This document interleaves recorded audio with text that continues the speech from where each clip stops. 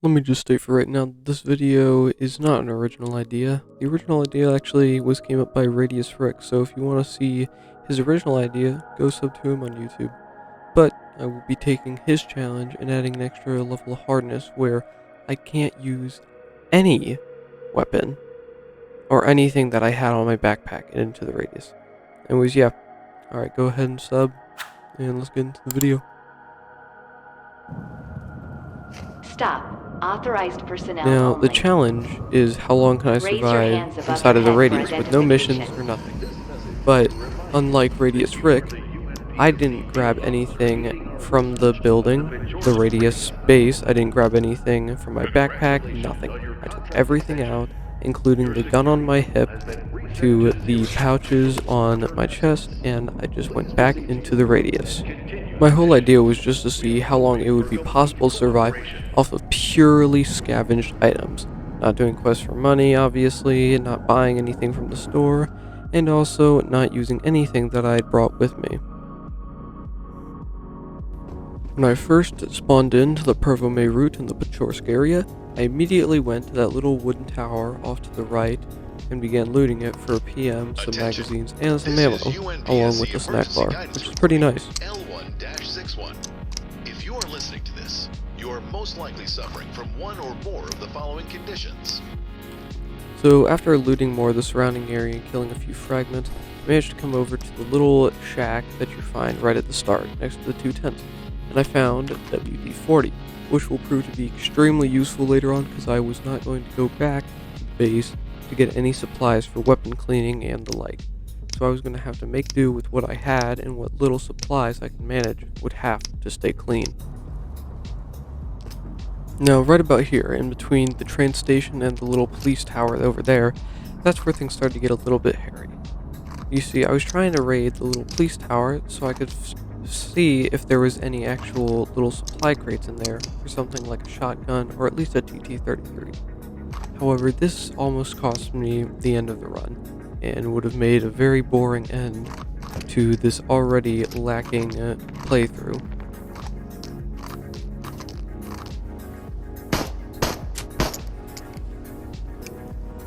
This was also escalated by the fact that since my gun was a literal POS, I had to constantly keep recocking the bolt, checking the magazines, and the like, just to make sure it wouldn't jam when it fired next. You can see it multiple times here. I have to recock it, have it fire again, only for it to jam a second later.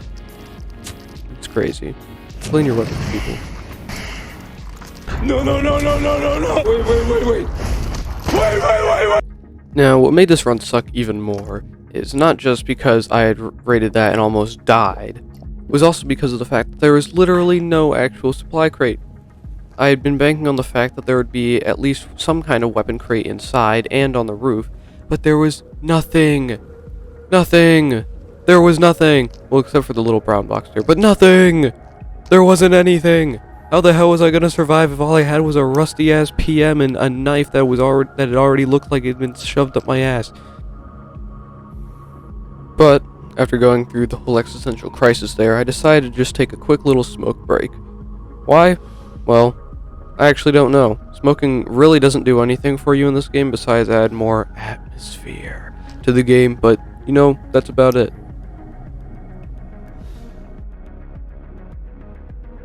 I know you're also probably thinking, well, Buckethead, why didn't you just loot the other floors? Maybe you might find something there. Well, that's the funny thing. I did loot those floors. There's also, once again, nothing. The most things that I found there is a single monocular. That is the only thing of value that I found. There's nothing else in any of the cabinets. Literally just an anomaly that I didn't really want to pick up because I wasn't going back to the Radius anyways. I messed around with that stupid guy there because he kept saying the same thing and respawning, but other than that, I found nothing, and nothing. This entire run turned out to make it just completely useless. Realistically, the only thing of value that I managed to find in the entire day was this little Jeep here. This broken ass Jeep that was filled with ammo. Tons of FMJ rounds, 9x18, 9x25, or whatever it was, 7.62x25. Shotgun shells, even though I had no shotgun or TT-33. But it was just a good boost of morale, and what saddened me is the fact that this was literally the only boost of like dopamine that I got the entire first day. But eventually, after wandering around and getting almost killed by literally everything in the radius that had ears, I decided to make myself a home in the abandoned silo with a shack on top of it just outside the motor depot. It was a great little spot to go, and it's always my go-to base area, especially if I'm still in the Pervome route. It's a great place to be, and I'd rate it like probably I'd say a 5 out of 5 on Airbnb. My only complaint is that it makes this really loud shrieking metal noise that sounds like it's been hit with an anti-air cannon. But, you know, other than that, I'd say it's pretty good, you know. I did hear some creepy footsteps outside, and I fell down the ladder, but, you know, other than that, pretty good. No running water, though. So, yeah.